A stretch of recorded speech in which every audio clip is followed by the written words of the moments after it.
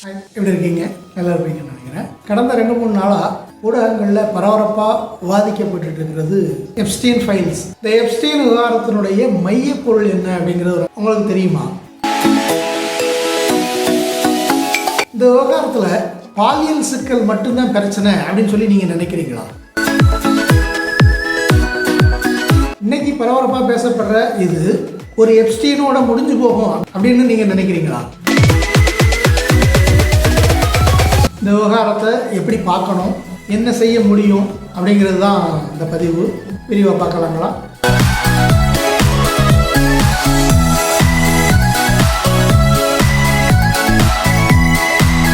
கடந்த சில நாட்களாக எல்லாருடைய வாயிலையும் ஜெஃப்ரி எப்ஸ்டீன் அப்படிங்கிற பேர் தான் நுழைஞ்சு வந்துருக்கு. அந்த அளவுக்கு உலகமே இதை பரபரப்பாக விவாதிச்சுட்டு இருக்கு. அச்சு ஊடகங்கள், காட்சி ஊடகங்கள், சமூக ஊடகங்கள் எல்லாத்துலேயும் இதுதான் பேச்சு. இதை தவிர வேறு ஒன்றுமே இல்லை. எல்லாரும் சொல்லி வச்ச மாதிரி இதில் இருக்கிற பாலியல் விஷயங்களை மட்டும்தான் பேசுகிறாங்க. சமூக ஊடகங்கள் இன்னும் ஒருபடி மேலே போய் என்னெல்லாமோ சொல்கிறாங்க. அன்னை தெரசா அவங்களுக்கும் இதுக்கும் தொடர்பு இருக்குது அப்படிங்கிற மாதிரி நிறைய விஷயங்கள் சொல்லிட்டு இருக்கிறாங்க. அவங்க 90களினுடைய பிற்பகுதியிலே இறந்து போயிட்டாங்க அப்படிங்கிறது ஒரு விஷயம். அதுக்குள்ள என்னென்ன சிக்கல் இருக்குது அப்படிங்கிறது யாருக்கும் தெரியாது, எந்த சான்றுகளும் இல்லை. இன்னொன்று அட்ரினல் ரத்தம் அப்படின்னு சொல்கிறாங்க. அதாவது சின்ன குழந்தைகளை மரண பயத்துக்கு உட்படுத்தணும் அப்படின்னா அவங்க உடலில் வேகமாக அட்ரினல் சுரந்து ரத்தத்தோட கலக்கும். அந்த நேரத்தில் ரத்தத்தை எடுத்தோம் அப்படின்னா அதை பயன்படுத்தணும் அப்படின்னா இளமையாக இருக்கலாம் அப்படிங்கிறதுக்காக அரசியல் தலைவர்களும் கார்ப்பரேட்டுகளும் அதுக்கு கோடிக்கணக்கில் கொட்டி கொடுக்குறதுக்கு தயாராக இருக்கிறாங்க அப்படின்னு சொல்லி இப்படி ஒரு இதுக்கெல்லாம் அறிவியல் ரீதியாக என்ன ஆதாரம் இருக்குது, என்ன எதுவுமே தெரியாது. ஆனாலும் இந்த மாதிரியான கட்டுரைகள் வேக வேகமாக வந்துருக்கு. இப்போ இந்தியாவை பொறுத்தவரையில் இந்த எப்ஸ்டீன் ஃபைல்ஸில் மோடி, அம்பானி, அப்புறம் இன்னொரு அமைச்சர் இவங்க பேர்லாம் இருக்குது அப்படின்னு சொல்லி வெளிப்பட்டிருக்குது.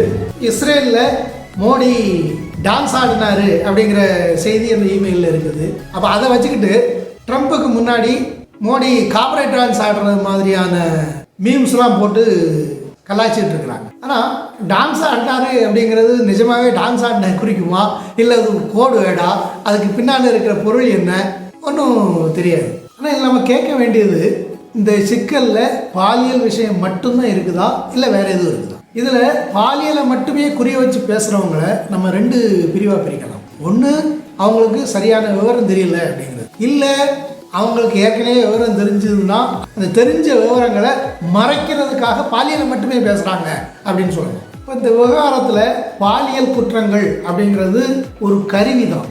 அந்த கருவியை பயன்படுத்தி என்ன நடந்திருக்குது அப்படின்னா அரசியல் அதிகார தரகு, உளவு, அதுதான் நடந்திருக்கு. அப்போ நம்ம பேச வேண்டியது அதைத்தான். அதை விட்டுட்டு பாலியலை மட்டுமே பாலியல் அது குற்றங்களே இல்லை அப்படிங்கிறது இதனுடைய பொருள் இல்லை. ஆனால் அது மட்டுமே இல்லை, அது ஒரு கருவி தான். அந்த கருவியை வச்சுக்கிட்டு உள்ள நிறைய வேலை நடந்திருக்குது. அதுதான் நம்ம பேசப்பட வேண்டிய, உணர வேண்டிய, சிந்திக்க வேண்டிய விஷயம் அப்படிங்கிறது உங்களுக்கு புரியும்னு நினைக்கிறேன். அன்னையிலிருந்து இன்னை வரைக்கும் ஆயிரக்கணக்கான லட்சக்கணக்கான எப்ஸ்டீன்கள் இந்த உலகத்தில் உலவி இருக்கிறாங்க. ஆண்டைகள், மன்னர்கள், மிட்டாமராசுகள், நிலச்சுவாந்தார்கள், இவங்களுக்காகவெல்லாம் எதுவும் நடக்கலையாங்க. இன்னைக்கு அதிபர்களாகவும் நாட்டில் உயர்ந்த பொறுப்பில் இருக்கிறவங்களாகவும் கார்ப்பரேட்டுகளாகவும் அறிவுத்துறையினர்களாகவும் இருக்கிறாங்க. அவங்களுக்காக சில 100 எப்ஸ்டீன்கள் இங்கே உலகிட்டு தான் இருக்கிறாங்க.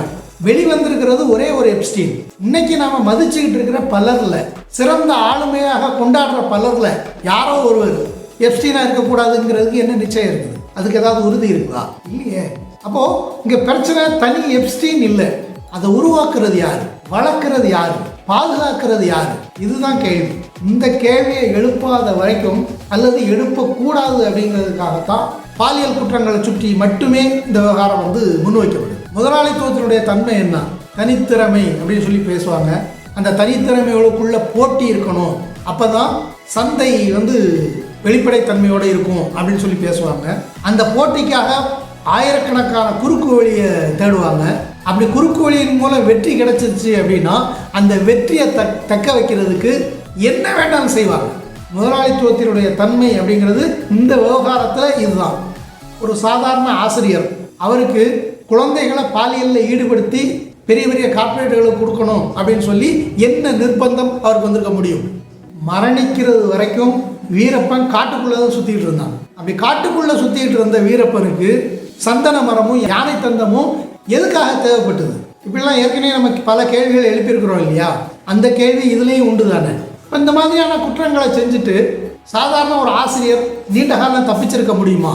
ஒரு தனி தீவை வாங்கி மிக ஆடம்பரமான பங்களாக்களை கட்டி இந்த மாதிரியான பார்ட்டி நடத்துகிற அளவுக்கு அவருக்கு பொருளும் அதிகாரமும் எங்கேருந்து வந்தது? நம்ம கேள்விக்குள்ளாக்க வேண்டிய இடம் இது இல்லையா? நித்யானந்தா மாதிரியான கார்ப்பரேட் சாமிகள் இருக்கிறாங்க. இன்றைக்கி அவங்க எங்கே இருக்கிறாங்க அப்படின்னே தெரியாமல் ஏதோ ஒரு அவங்களுக்குன்னு சொல்லி ஒரு நாட்டை உருவாக்கி அந்த நாட்டுக்குள்ளே இருக்கிறாங்க. ஏன் அரசுகளால் இதெல்லாம் கண்டுபிடிக்க முடியாதா? ஏன் கண்டுபிடிக்க முடியலை அப்படின்னு கேட்டால் அதுக்கு பின்னால் இருக்கிற காரணம் இந்த மாதிரியான அதிகார வர்க்கத்தின் ஆளும் வர்க்கத்தின் தேவை. எப்ஸ்டீன் செத்து போயிட்டாருங்க. அவர் தற்கொலை பண்ணாரா இல்லை கொலை செய்யப்பட்டாரா அப்படிங்கிறதெல்லாம் ஒரு பக்கம். ஆனால் அவர் உயிரோடு இல்லை. ஏன் உயிரோடு இல்லை அப்படின்னா எப்போ தேவையில்லையோ அப்போ குப்பைக்கூடையில் போடுறது அப்படிங்கிறது தான் முதலாளித்துவத்துடைய வழக்கம். ஆக இது மாதிரி எந்த விவகாரத்தை நம்ம எடுத்து பார்த்தாலும் சரி, பாதிப்படைகிறது உழைக்கும் வர்க்கமாக இருக்கும், பலனடைகிறது ஆதிக்க வர்க்கமாக இருக்கும். இப்போ எவ்வளவோ குழந்தைகளுடைய படங்கள்லாம் போட்டிருக்கிறாங்க. இந்த குழந்தைகளில் யாராவது அரசியல் தலைவர்களுடைய குழந்தைகள் இருக்குமா, இல்லை கார்ப்பரேட்டுகளுடைய குழந்தைகள் இருக்குமா? யார் இருப்பாங்க? அவங்க எல்லாம் ஏழை குழந்தைகள், உழைக்கும் மக்களுடைய குழந்தைகள் தானே. அப்போது பாதிப்பு அப்படின்னு வந்ததுன்னா அது உழைக்கும் மக்கள் வர்க்கத்துக்கு, பலன் அப்படின்னா அது ஆதிக்க வர்க்கத்துக்கு. இயற்கையே அவங்க அப்படித்தானே பயன்படுத்துகிறாங்க. பெரிய மழை வெஞ்சு வெள்ளமெல்லாம் வந்தது அப்படின்னா அதனால் பாதிக்கப்படுறது கரையோரத்தில் இருக்கிற மக்கள்.